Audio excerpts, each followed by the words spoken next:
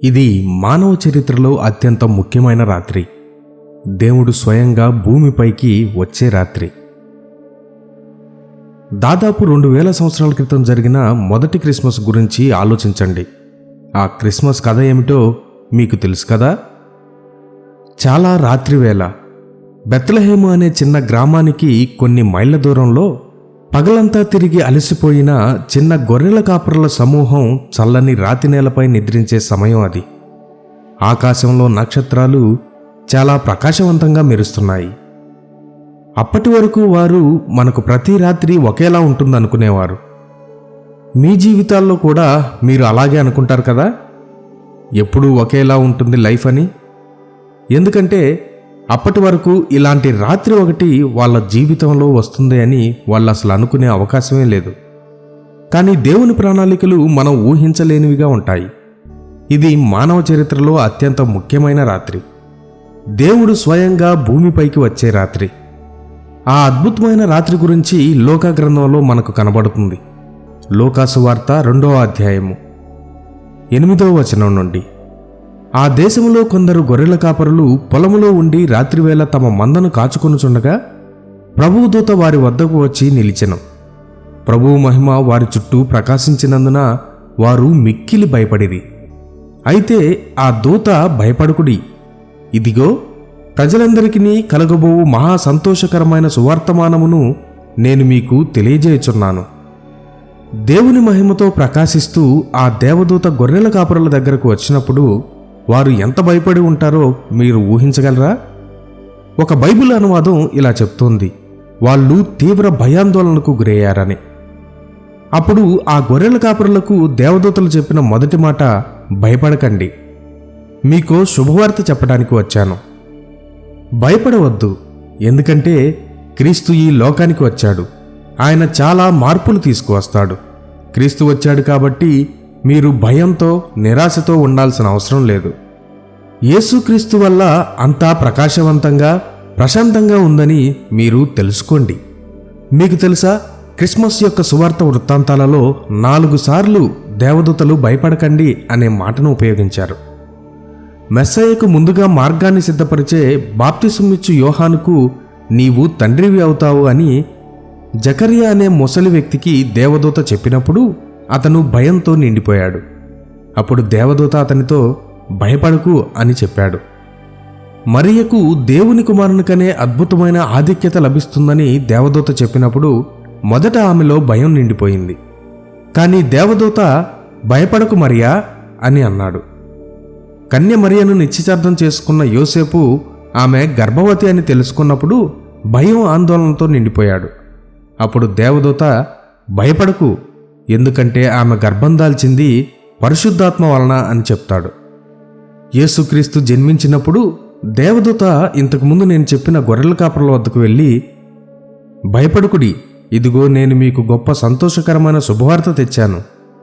నేడు మీ కొరకు రక్షకుడైన క్రీస్తు జన్మించాడు, ఆయన మీ ప్రభువు అని చెప్తాడు. అదే విషయాన్ని ఈరోజు దేవుడు మనతో కూడా చెప్తున్నాడు. మన భయాలు ఏమైనా అవనివ్వండి, ఆయన ఇప్పుడు మనతో చెప్తున్న మాట ఏంటంటే, భయపడకు, ఎందుకంటే క్రీస్తు వచ్చాడు కాబట్టి. ఎందుకంటే నిన్ను పట్టుకున్న భయానికి ఇక నువ్వు బానిసగా ఉండాల్సిన అవసరం లేదు. మనపై సులభంగా దాడి చేసే భయాల గురించి ఆలోచించండి. మనం ఎదుర్కొనే సమస్యల వల్ల మనకు భయం. ఆ సమస్యలు మనల్ని ఏం చేస్తాయో అని మనం అనుకుంటాం. కానీ నువ్వు ఎలాంటి సమస్య ఎదుర్కొన్నా సరే భయపడకు అని బైబిల్ చెప్తోంది. ఎందుకంటే ఇప్పుడు క్రీస్తు నీతో ఉన్నాడు. యేసుక్రీస్తు ఇలా ప్రకటించాడు, లోకంలో మీకు శ్రమ కలుగును, అయితే ధైర్యంగా ఉండండి, నేను ప్రపంచాన్ని జయించాను. మీ భారాలు ఏమైనా సరే, ఎటువంటి శ్రమల్లో మీరు ఉన్నా సరే యేసుక్రీస్తు తన దగ్గరకు రమ్మని పిలుస్తున్నాడు. ప్రయాసపడి భారము మోసుకొనుచున్న సమస్త జనులారా, నా యొద్దకు రండి, నేను మీకు విశ్రాంతి కలుగజేతును అని యేసుక్రీస్తు చెప్పాడు. లేకపోతే ఒంటరితనం అనే భయం ఉందా? మీరు క్రీస్తును తెలుసుకున్నప్పుడు మీరు ఒంటరిగా లేరు. ఇదిగో నేను యుగ సమాప్తి వరకు మీతో ఉంటాను అని ఆయన వాగ్దానం చేశాడు. మీరు దేవునితో సహవాసం చేయడం కోసం సృష్టించబడ్డారు. మీరు క్రీస్తు వద్దకు వచ్చినప్పుడు ఆయన మిమ్మల్ని దేవుని పిల్లలుగా చేస్తాడు. మీరు క్రీస్తుతో ప్రత్యేక సంబంధాన్ని కలిగి ఉన్నారు. ఆ సంబంధాన్ని ఏదీ తీసివేయలేదు. ఎందుకంటే క్రీస్తు తన శిలువ మరణం ద్వారా ఆ సంబంధాన్ని సాధ్యం చేశాడు. అయితే ఇంకా మరణ భయం అనేది మిగిలి ఉంది. దేవదూత వచ్చి భయపడకు అని చెప్పిన మాట బైబిల్లో మరొకసారి ఉంది. ఆ మొదటి క్రిస్మస్ ఉదయం ప్రారంభంలో యేసు సమాధి దగ్గరకు వచ్చిన స్త్రీలతో చెప్పబడింది. వాళ్ళు సమాధి ఖాళీగా ఉందని కనుగొన్నారు. అప్పుడు దూత వారితో, మత్తయి సువార్త 28వ అధ్యాయము 5వ వచనం నుండి, స్త్రీలను చూసి మీరు భయపడకుడి. సిలువ వేయబడిన యేసును మీరు వెదుకుచున్నారని నాకు తెలుసు. ఆయన ఇక్కడ లేడు. తాను చెప్పినట్టే ఆయన లేచి ఉన్నాడు అని అన్నాడు. మరణానికి సమాధానం క్రీస్తు మాత్రమే. సిలువపై తన మరణం మరియు పునరుద్ధానం ద్వారా ఆయన మరణం యొక్క ముళ్ళును తొలగించాడు. క్రీస్తు మన స్థానంలో సిలువపై చనిపోవడం ద్వారా మన పాపాలను తీసివేశాడు. ఆయనను మీ ప్రభువుగా మరియు మీ రక్షకునిగా అంగీకరించి మీ విశ్వాసాన్ని ఆయనపై ఉంచడం ద్వారా క్షమాపణలో ఉన్న ఆనందాన్ని, దేవుని సమాధానాన్ని పొందుకుంటారు. క్రిస్మస్ ప్రారంభం మాత్రమే. క్రిస్మస్ తర్వాత సిలువ ప్రయాణం ఉంది మరియు సిలువ అవతల ఖాళీ సమాధి ఉంది. మనం క్రీస్తును అర్థం చేసుకోవాలంటే, ఆయన మన జీవితంలో చేసే మార్పును అర్థం చేసుకోవాలంటే the cradle, the cross and the crown అనే ఈ 3 అనుభవాలు మనకు నేర్పుతాయి. మీరు చూడండి, యేసుక్రీస్తు మన భయాల మూలాన్ని తీసివేయడానికి వచ్చాడు. మనకుండే భయాలు నిజమైనవి. మనం కేవలం ఆనందంగా ఉంటే చాలు, ఆ భయాలు వాటికవే తొలగిపోతాయి అని ఆయన చెప్పలేదు. క్రీస్తు మనకు తెలియకపోతే మరణ భయం మనకుండటం సరైనదే. క్రీస్తు మనకు తెలియకపోతే ఒంటరితనం లేదా మనల్ని ముంచెత్తుతున్న సమస్యలకు మనం భయపడడం సరైనదే.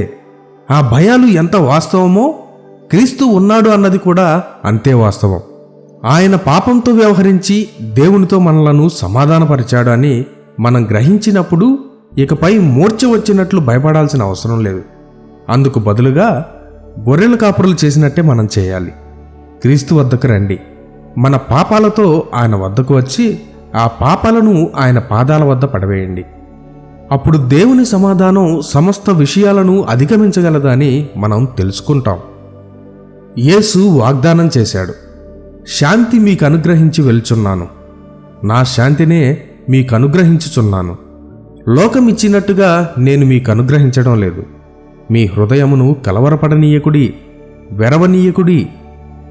అయినా కానీ ఈ క్రిస్మస్ హడావుడి వాతావరణంలో దేవుడు మన కోసం శాంతిని విడిచి వెళ్ళాడు అనే విషయాన్ని మర్చిపోతున్నాము. ఆయన పుట్టినరోజును జరుపుకుంటున్నా కూడా తరచుగా మనం మర్చిపోతాము. ఆ మొదటి క్రిస్మస్ యొక్క ఖచ్చితమైన అర్థం స్పష్టంగా ఉంది. దేవుడు మానవ రూపంలో భూమిపైకి వచ్చాడు. ఆ దేవుని పుట్టుక క్యాలెండర్లు చినిగిపోయేంత ప్రభావం చూపింది. పాత దురభిప్రాయాలు పక్కన పెట్టబడ్డాయి. లక్షల మంది ప్రజలు కొత్త జీవితంలో నడవడం ప్రారంభించారు. భూమిపైన సమాధానం గురించి మాట్లాడడం ప్రారంభించారు. దాదాపు 2000 సంవత్సరాల క్రితం దేవదూతలు వణుకుతూ తిరుగుతున్న గొర్రెల కాపరుల దగ్గరికి వెళ్ళి, ఆ రోజు దావీదు నగరంలో యేసుక్రీస్తు ప్రభువు అనబడే రక్షకుడు జన్మించాడని అద్భుతమైన వార్తను వెల్లడించారు. మీరు చూడండి, వీరు సాధారణమైన కాపరులు కాదు. ప్రజల పాపాల కోసం దేవాలయంలో బలిపీఠంపై బలి అర్పించే గొర్రెలను వారు జాగ్రత్తగా సంరక్షించేవారు. ఆ గొర్రెల కాపరులు మత బహిష్కృతులుగా పరిగణించబడ్డారు. ఎందుకంటే వారు చేసే ఆ పని వలన యూదా రబ్బీల చట్టాన్ని పాటించడం అసాధ్యం. దేవదూతలు ఆ కాపరులు ఎన్నడూ వినని అత్యంత గొప్ప శుభవార్తను అందించడం ఎంతో మంచి విషయం. వాస్తవానికి ఆ దూతలు అక్కడున్న బలికి సిద్ధపడే గొర్రెలతో మాట్లాడి ఉంటారు. ఆ మాటలేంటంటే, ఇక మీరు చనిపోవాల్సిన పని లేదు, ఎందుకంటే లోకంలో ఉన్న పాపాన్ని తీసివేసే నిజమైన దేవుని గొర్రెపిల్ల ఈ రాత్రి పుట్టాడు. బహిష్కరించబడిన ఈ గొర్రెల కాపరులకు ఆ దూత ఎంత సుముచితమైన ప్రకటన ఇచ్చాడు. ఎందుకంటే మనుషులు ఏదేను తోట నుండి ఆత్మీయంగా బహిష్కరించబడ్డారు. యేసుక్రీస్తు మనలను మళ్ళీ ఇంటికి తీసుకువెళ్ళడానికి వచ్చాడు. సామాజిక మరియు రాజకీయ అభివృద్ధికి కొన్ని వేల మానవ పథకాలున్నాయి.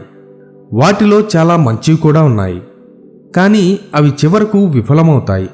ఎందుకంటే అవి మనిషి యొక్క ప్రాథమిక వ్యాధిని నయం చేయడానికి ఉపయోగపడటం లేదు. వారు పరిస్థితులను మార్చగలరు కానీ మనిషిని మార్చలేరు. వారు పరిసరాలను మార్చగలరు కానీ మనిషి స్వభావాన్ని మార్చడానికి వారికి శక్తి లేదు.